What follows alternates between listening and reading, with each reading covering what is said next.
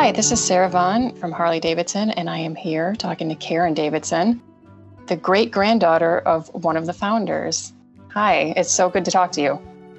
Hi, it's great to talk to you too. I feel a privilege, and I I think we as girls have a lot to say, don't we? I have so much interest in your life. How was it growing up in the Davidson family? Just being a motorcycle-centric household in general.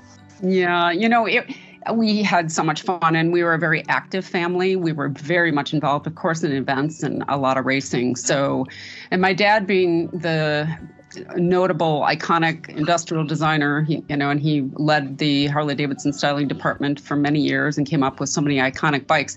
That actually led us to look at and go to a lot of shows, a lot of events, a lot of races. And, we took in all the Harley-Davidson races. And so from a very young age on, I was very much involved in getting out and being with a lot of enthusiasts. And that really shaped my interest. And of course, I started riding at a very young age. But you could tell that, I was it was part of our life, right? And if we weren't at an event, if we weren't at a race, we were doing other activities, camping, skiing, etc. So it was a very active upbringing, I would say.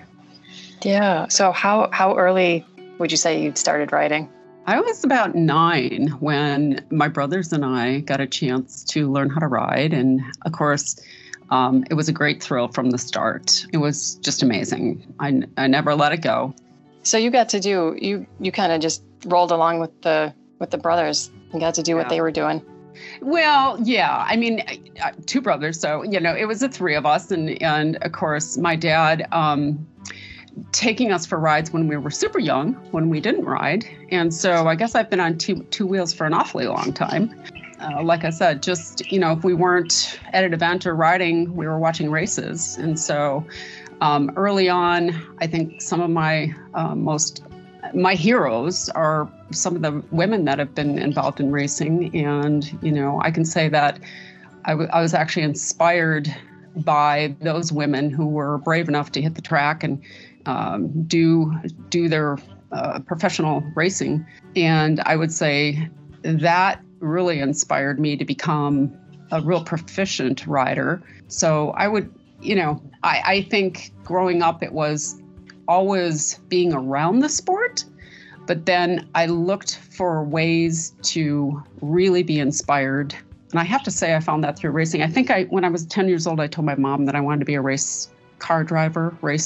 Wow. And she just kind of crossed her eyes and said, I thought nurse, honey. Did you have other female friends growing up that rode? I didn't. I rode mostly with the boys. It seemed like, and I had 2 brothers, so it seemed like our family friends had a lot of boys. So I have to say that was a big part of and it was just natural. It was part of my community. I'm excited that International Women's Ride Day is coming up.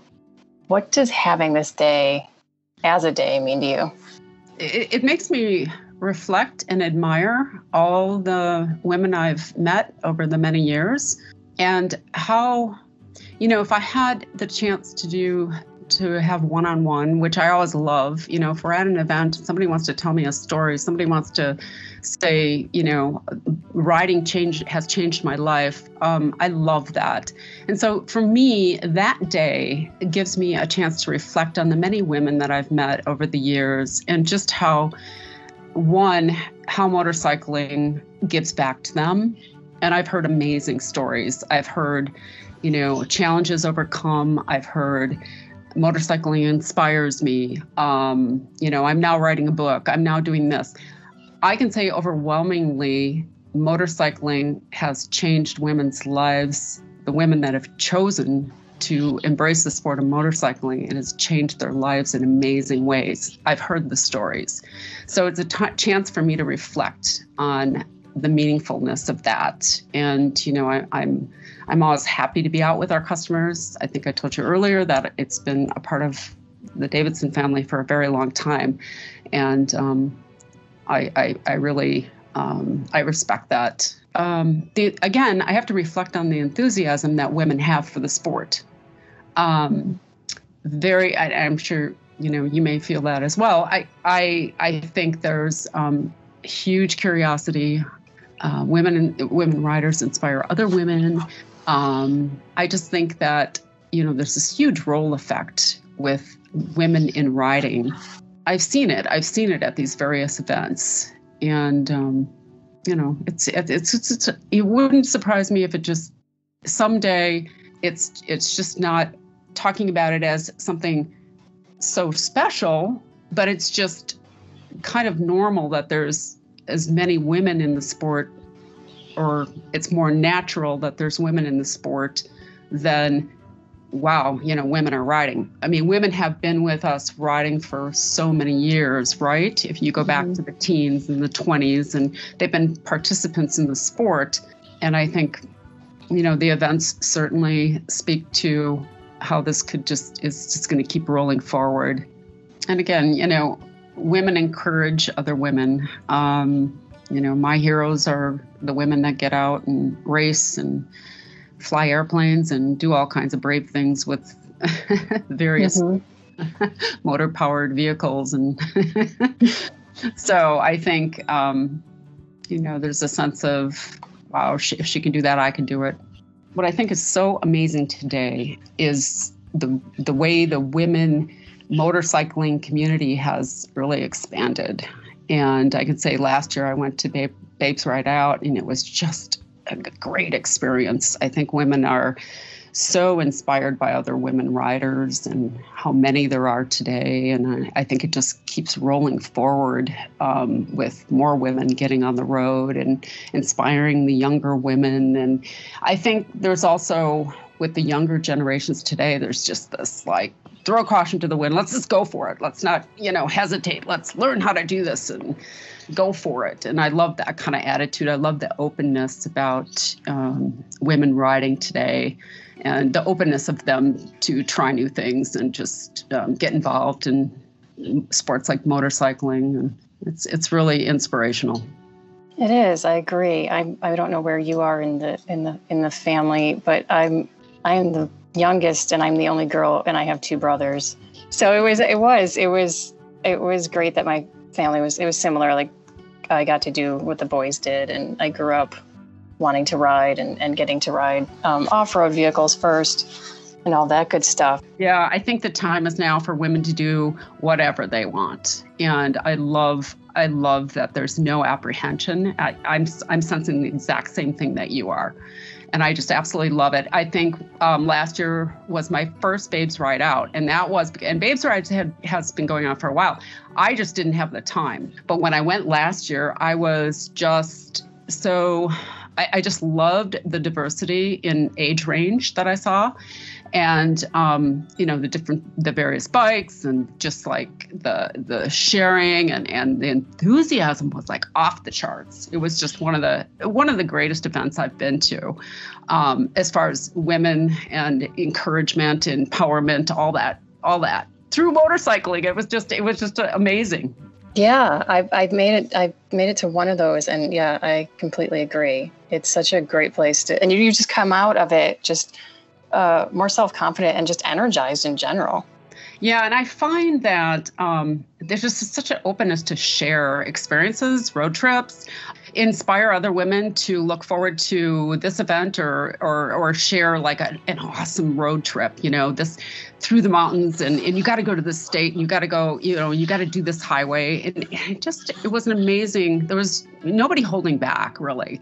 I think that the more people are encouraged to take the sport on and do some of the distance riding that I know you probably love too. Mm-hmm. It's just the best way to escape. It's just it's the best way to feel that sense of peace and calm and anti-stress. And, you simplify your life, and you've got this beautiful machine. It gives you like a Zen-like feeling. It's just quite amazing. It's just, it can be emotional. And, right now we need the stress relief. And I find when I get on my bike, it does it for however long I can do it. It's a great way to escape for however long you can. It is truly freedom for your soul. It sets you free. So do you see a lot of similarities or differences between riding community versus U.S. versus international?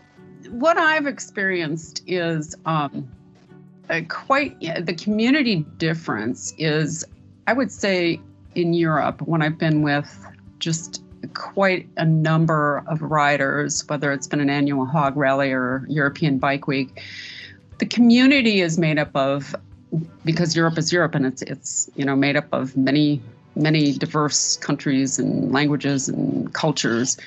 There's such a diversity, and the beauty of Harley is that we pull people together no matter where they're from, right? So when I go over to Europe, the beauty of it is I see a ton of diversity. You feel that at Say European Bike Week. People are having an amazing vacation. They've come from all over Europe. Some people come in from Asia. When did you kind of start to understand your part in the global brand? Well, it's interesting because I was extremely inspired by my dad, who is, an artist, designer. He's iconic industrial designer. And I grew up with his amazing influence of forming an eye for design and line and shape and so on and so forth, and also studying many vehicles at many different shows and customization. So I found my way into advanced art. I also wanted to be in business. So everything kind of converged, and I ended up going to fashion school, studying couture. I've always been a highly creative person, but then I studied the engineering of apparel, and then I loved the big business of apparel, and I landed there, and it really was a matter of right time, right place, because Harley-Davidson really didn't have an apparel division for many, many years. Although we've been doing clothing since 1912, and the first garment showed up through a dealer publication advertisement in 1912, and we've done pieces throughout the years. A bona fide division was not formed until the 90s. We got it rolling, and it was, again, right time, right place. I never planned on being with the company. I was rolling along, doing a lot of things in the apparel business, and it was time to understand that this brand had depth of meaning, more than just a couple pieces a year or, repeat items or just opportunities to showcase a new logo, but actually build rider apparel, build the right kind of things that riders needed. So what is it like having a museum that's based on your family? That museum, our Harley-Davidson Museum, is just so amazing that it has such a reach to non-riders that know the brand.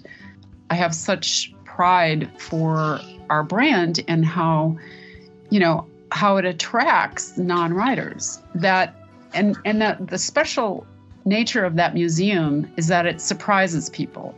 It is so much more than just the lineup of our bikes throughout the years. It speaks to the various decades, the culture, and it just enlightens non-riders. And to see people transform to become Harley-Davidson enthusiasts, knowing our legacy and our history, that gives me a very awesome sense of pride.